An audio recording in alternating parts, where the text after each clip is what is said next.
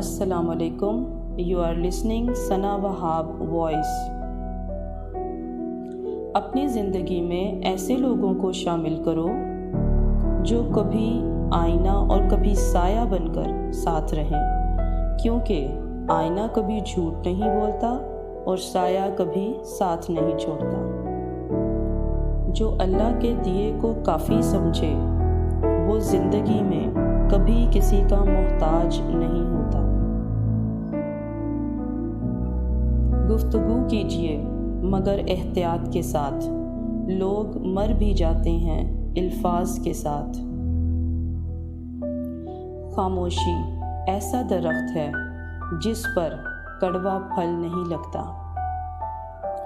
अपने दिल का हाल हर एक को मत सुनाया करो, यहाँ तमाशा बनने में देर नहीं लगती।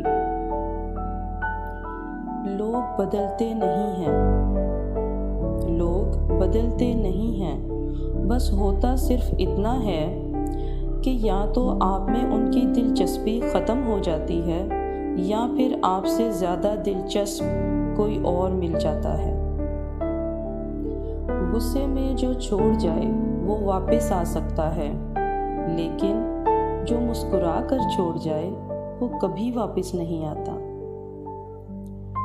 हमारे कुछ जज्बात और एहसासात बहुत ज़ाती होते हैं, हम उन्हें किसी के साथ बांट नहीं सकते।